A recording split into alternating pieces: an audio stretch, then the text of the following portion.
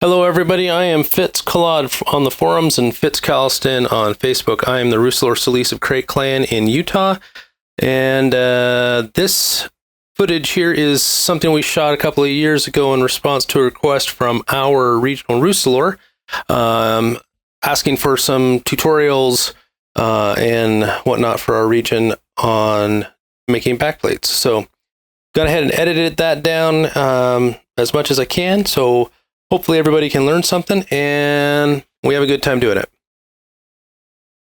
What we're going to do is have Kevin come on over. Got this paper here. We're working on Kevin's vest. Got his girth belt going on and whatnot. He's already starting to mark out where his plates for his chest are going to go, but he needs a back plate, and luckily for our friends on the regional board, he's here. So I'm going to have you turn around. So basically when I do a pattern, I will start by lining up right down the middle of this paper. Kind of, especially once he's got the vest. Again, you want to make the vest fit the person, and then the armor fit the vest. Makes it easier. Since I already have the nice seam up here on the top, I can just kind of follow it around. I'm just going to draw it off right at the top of his shoulders. Come down, I can kind of follow and feel the seam underneath there. Actually, I'm a little off. So bring it down. And then we're going to do kind of a traditional, template. Comes around, curves a little on the side. So I don't know if you can see that, but that's what I'm going to cut out. I'm going to go a little bit large to begin with, just so I have the piece out, and then I'm going to fine tune it again on his back. And since I'm only doing half, all I'll have to do is mirror image it on the front when I draw it down onto the Sintra to cut out. Turn, put up to your back again, and then I'm going to fine tune where I have marks.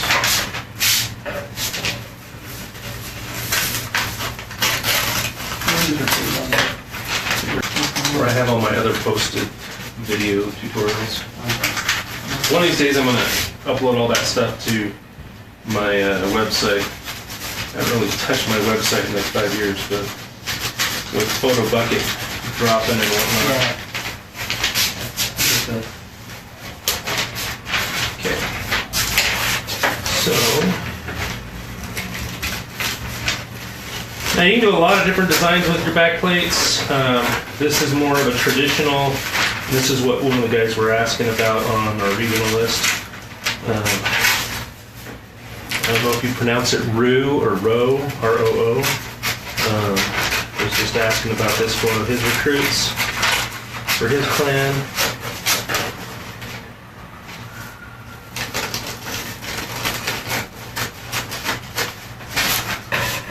Okay, so then turn on the camera. So one thing about Kevin here is that he has scoliosis big time. You can see if you look at his, he is good couple of inches over here. So he's going to have or has the ability to have a medical exemption for the way that plates fit for that. We're going to try to make it, because we built the vest so that he's got a level piece out here. When the piece gets attached over here, hopefully the back plate gives it the straight stability so that it adds to that shoulder, and then if need be we can add a padded shoulder to the inside to help take up some of the extra room. But we're going to try to keep it symmetrical across the top, just so that he doesn't always look like he's got scoliosis when he's marching. So anyhow, we're going to go ahead and transfer that over onto Sintra. Make sure you reference your center line, that way you can flip the pattern. Moves and yeah. So what I'm going to do here is, instead of cutting the piece out,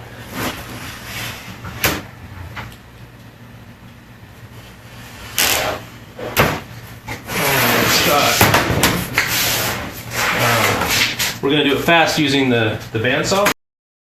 Now, realistically, not this fast. We are speeding up the footage and also muting it so that you guys don't have your eardrums blown out from the machinery. We're going to go ahead and cut that out. You can cut Sintra with a box cutter. Just make sure you keep your box cutter nice and sharp. Don't try to cut through it all in one shot. And frequently stroke that blade to keep it nice and sharp.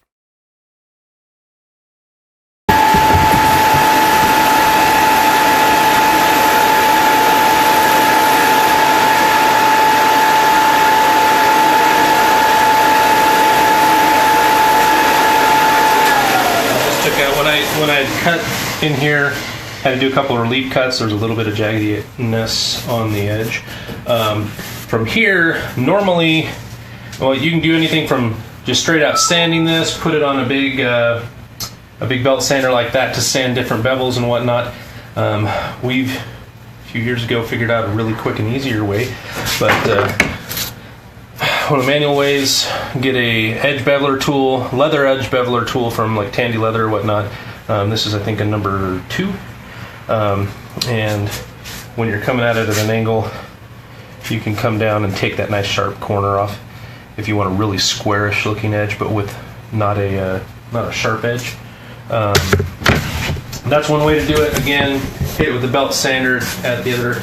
We're going to turn it over here to our router table.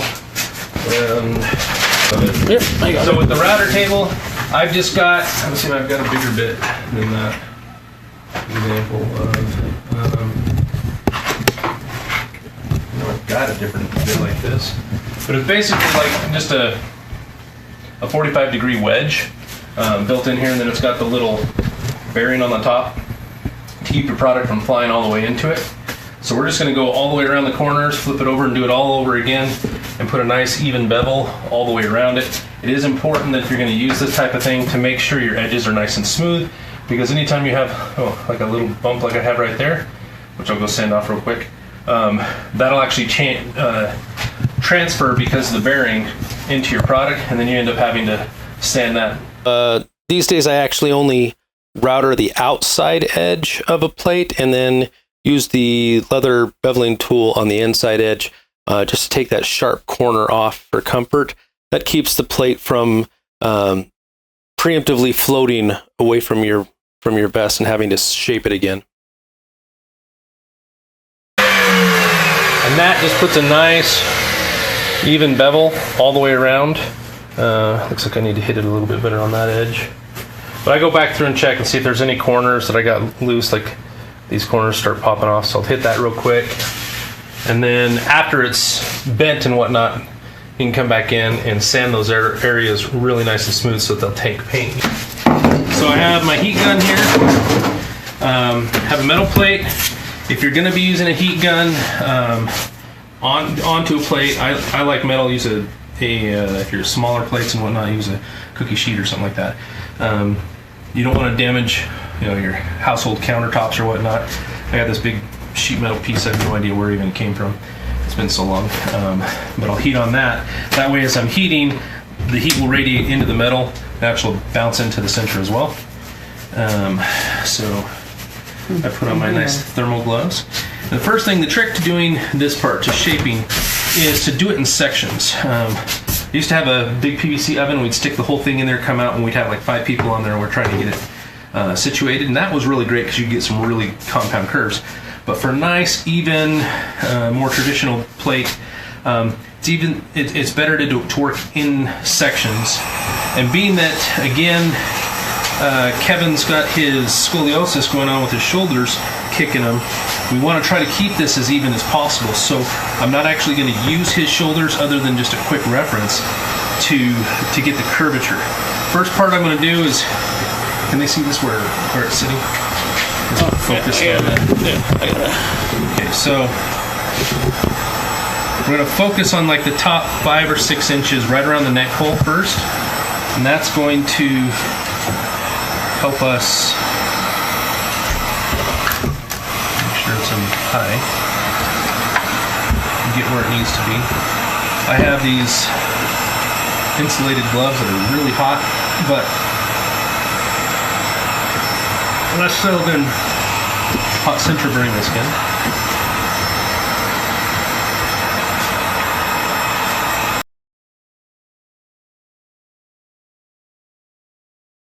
stand right here with the front facing the back of the At this house. point, you also want to have a water bottle handy. Okay. Okay, so I'm going to check with this high shoulder and get the shape that I want for that high shoulder to be. Nice and warm. Toasty. And then, being that he's got the scoliosis, I'm going to try to eyeball it and get it fairly close. This way. This side. And it goes pretty quick, so watch how it's sitting. Look and hit that loose. She's just going to hit across the top, not down and across the top. And turn and just hit the top part right here with water. Cool. And then it's sitting about where we want. Next part, we're going to work on bringing the wings of the back. So I like to come in at an angle, so pencil, kind of focusing right down and like about right here. But at the same time, I want to heat all this area so that I can mold it up around the side of his waist. We've got a good 3-4 minutes for What? You see the back of my head? So we'll do one side and then we'll do it. We'll go back and do the other side. Just a quick fast forward as we heat up the side panel so that we can then form it around Kevin's side there.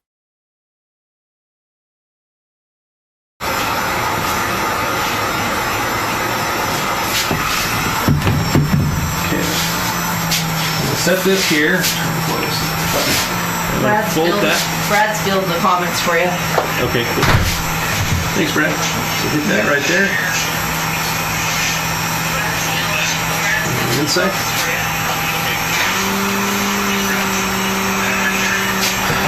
All right. Next, we're going to hit the other side.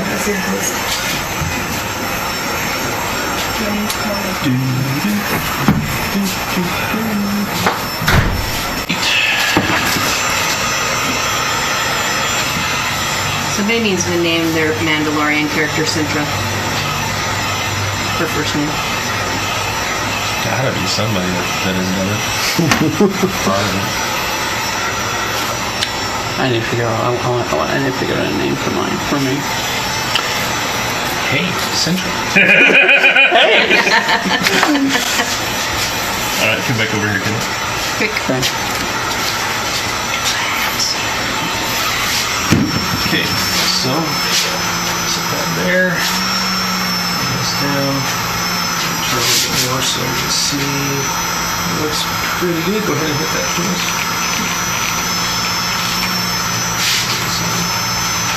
Okay, cool. Now, if you see, we're looking at it from the side. You see this gappage right here? That's one thing that always gets kicked back on apps these days. You see that's not fitting in there. So, this is where the magic happens. What you want to be doing right now is heating approximately in that neck of the woods. I don't know if you see that.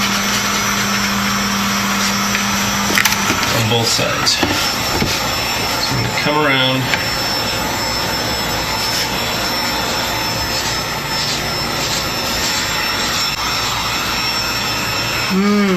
Smell the fumes. Just kidding. There's no fumes. There are fumes. Yeah, but you can't smell them.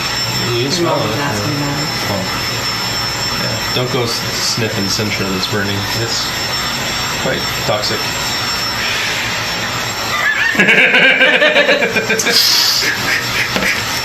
So.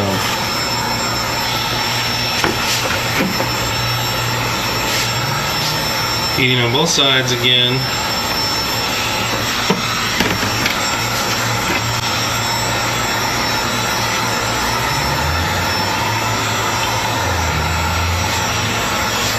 This part you want to be a little bit, you want the material to be as soft as you can get it without it turning color. I guess you can go a little bit less than that, but you gotta play with it. You get a feel for Sintra, and once it starts bubbling and turning brown, that's probably a bad thing. So keep your stuff moving or your heat gun moving. And I'm just going to kind of put a little bit of pressure. You can see it already kind of deforming right there. So we're getting pretty good to where I want it to be. So what I'm going to do on this part is, starting with the back plate against the table, I'm going to roll that up onto the table and then press down. You see how it's angling that part in. Jules, go ahead and hit that.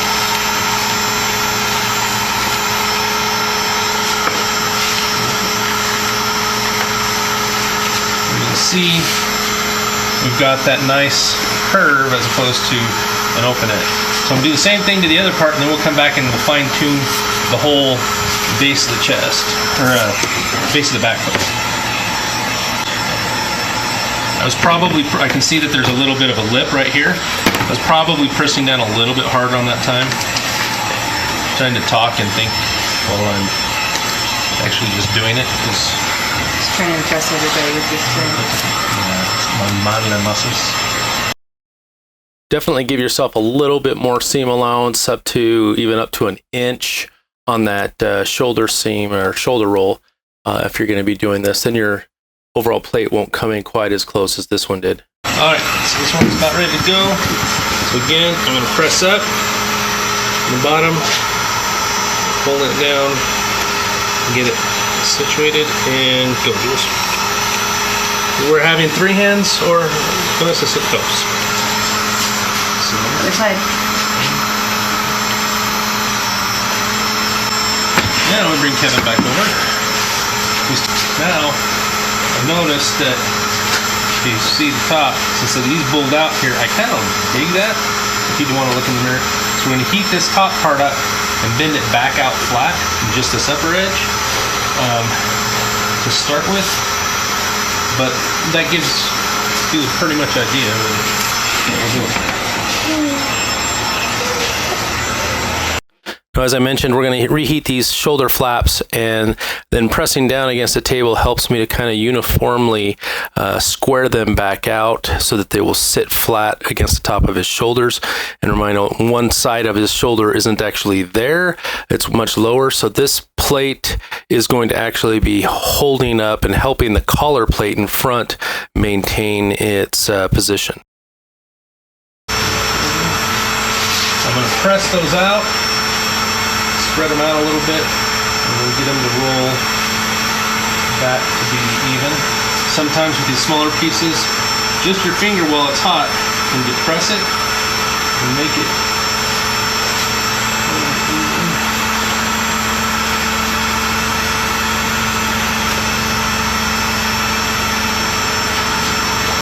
so from here on out, it's just fine-tuning, figuring out the back shape that you want.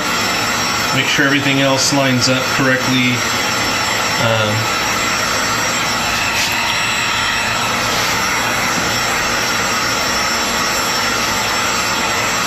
And this will give you a nice big open canvas for the back of your kit to throw stuff like a mythosaur or clan symbol or lots of battle damage, or a nice flat plate to put your jetpack. Because jetpacks are cool. I go into a long drawn-out explanation about putting a countersink on the inside edge of your 6mm Sintra so that you can set down the female dish side of a snap, size 24 from Tandy Leather, into it.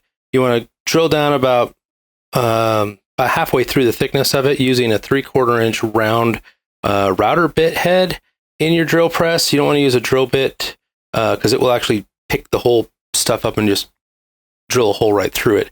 The router bit just helps get out a nice little countersink so that you can set it in here. And then we go over and we grab a set of snaps so you can kind of see that.